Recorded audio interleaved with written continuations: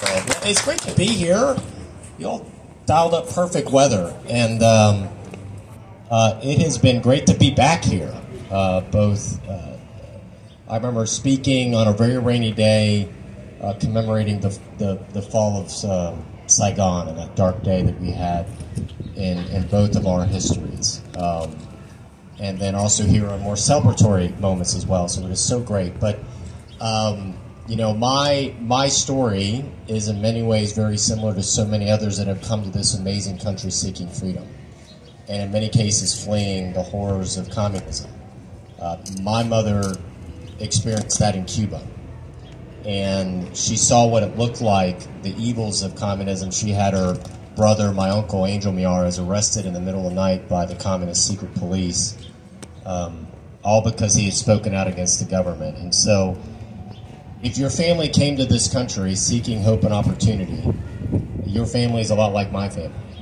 And it's been the honor of my life to be your Attorney General, the first child of an immigrant ever elected to this office. But I think whatever your background is, if you come here, you know about freedom. And that's why we in our office have worked so hard to embrace so many of our friends in this community, because they understand what freedom is and really what the American dream is.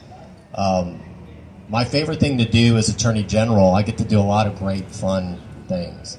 But my favorite thing to do is actually to speak at naturalization ceremonies. One of my earliest memories was my mother coming in our kitchen and asking me to teach her the Pledge of Allegiance, because she had to learn it for her naturalization ceremony. And I was just a little child at the time, but that's when I realized our family was maybe a little different than a lot of my classmates. And I remember being in that courtroom in 1982 as a young child, seeing her take that oath of allegiance. And so to this day, it's always an amazing moment for me when I get to speak at these naturalization ceremonies. And the last one I spoke at, there were 86 new Americans from 39 different countries. And I got to both give some words and perhaps a little bit of wisdom to them, but I always end my remarks with this. On behalf of the Commonwealth of Virginia, it's the great honor of my life as the 48th Attorney General to welcome you home and to welcome you to freedom. And so that has animated so much of what I've done in the Attorney General's office in Richmond. What I tell every attorney that works for me, whether it's an attorney in the Major Crimes Division or prosecutors going after repeat violent offenders, or if it's somebody in consumer protection or civil rights or environmental protection, that I want everybody that works for me, I want their mindset to be that we're the people's protector. That's our job, protecting Virginians. And that also means, candidly, protecting Virginians from anti-Asian discrimination, because we unfortunately have seen that. We've seen that not just in the private sector, but tragically, in my opinion, we've seen it in the public sector. We've seen it in our schools. We have this ongoing investigation in the Thomas Jefferson High School. And Thomas Jefferson High School, for years, had an admissions policy that I think was the best of America, which is if you have the grades and the test score, you can go.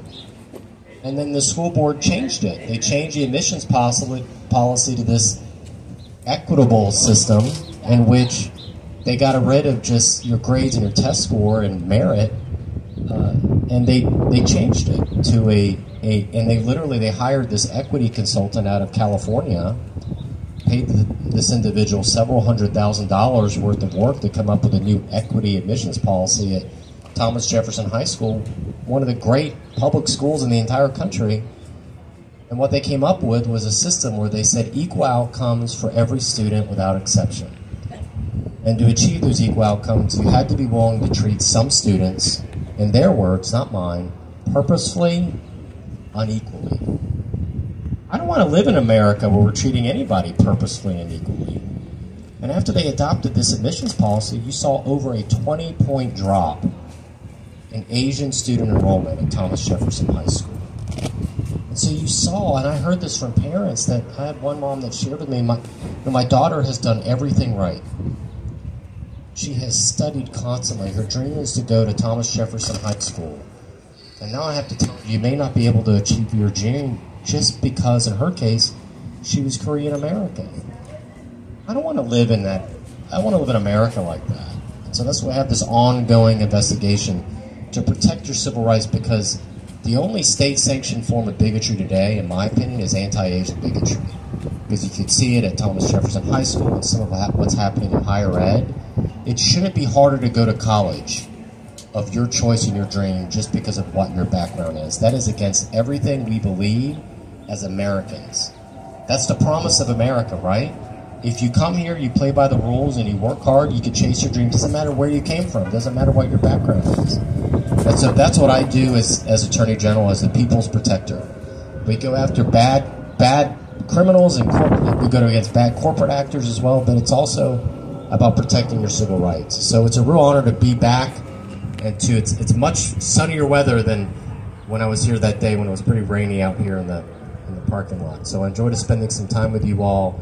It is wonderful to see the real flag of Vietnam here as well, a flag of freedom. There's incredible souls that fought against one of the worst tyrannies the world has ever seen, in communism. And I'm always feel a kindred spirit for anyone that knows about the horrors of communism and the willing to speak out against that. So thank you to all of my friends here in the community. It's great to be back. God bless you all. Thank you, Mr. Miyares. We know that you accomplished a lot for Virginia. So, is there any way you can just tell us a few accomplishments that you've been done for Virginia? Thank you. Yeah, I mean, I think one of the when I came into office, Virginia's murder rate was at a 20-year high, and unacceptable levels of violence. And so, what we realized is we wanted to go after these repeat violent offenders that were causing such destruction, both fentanyl dealers, drug dealers, that were hurting so many Virginians. And so we took prosecutors from our office and we went after these repeat offenders. Depending on the study, there have been numerous studies that show roughly 5% of felons commit over 50% of the violent felonies. So if you want to lower violence, you have to go after the criminals, the repeat violent offenders that prey on so many innocents. And that's what we did. And we targeted 13 cities. We went after these individuals. We used a lot of intelligence. And it was called Operation Ceasefire. And so after coming into office with a unacceptable high levels of violence and murder, we've seen our murder rate in Virginia drop by 30%. And in our 13 targeted cities, our murder rates dropped 66%. When you go after repeat violent felons and you get them off the street, crime goes down. So we're very proud of that. The other thing was the unacceptable levels of addiction that we were facing. A 4-decade high in addiction deaths. Unlike anything we've ever seen. We launched an aggressive program, not just going after these dealers, these fentanyl dealers poisoning our kids. We also did a big public education program called One Pill Can Kill for our kids, because so many of these kids didn't realize that 3/4 of these fake pills on the street have fentanyl in it. Fentanyl is 50 times more powerful than heroin that will kill you. And so after coming in with such record levels of addiction deaths, we've had a 40% drop in addiction deaths since the peak of 2021, before I got elected. And so we're very, very proud of the results that we have seen. And that also meant that we went after some of these huge pharmaceutical companies. I mean, the sad thing is what happened in Virginia is about 25 years ago, some of the largest pharmaceutical companies in the world came to Virginia in the coal fields down in Southwest Virginia. And they went to all these medical providers and they said, we have this amazing new pain pill, but you don't need to worry, it's not addicting. It's called OxyContin. And now we know that they knew it was addicting, and they were pushing it at so many innocent Virginians. They got caught in the cycle of addiction, and they had no idea what they were being caught into. So we went after these companies, over $1 billion of recovery and lawsuits back to Virginia. And that money does not go to me. That is money we worked with the General Assembly, we set up the Opioid Abatement Authority. It is money that's going to treatment. And so I guess my message to everyone is, if you have a loved one dealing with addiction, the message is this: asking for help is actually a sign of strength. It's not a sign of weakness. It's a beautiful thing. And we want you to go live your best life in this remarkable country we call home. Don't let addiction be that narrative. So we're also very proud of that accomplishment. the record level of money we brought to Virginia that's gone towards addiction and getting people back on their feet and back chasing their dreams. Thank you. Thank you. Thank you.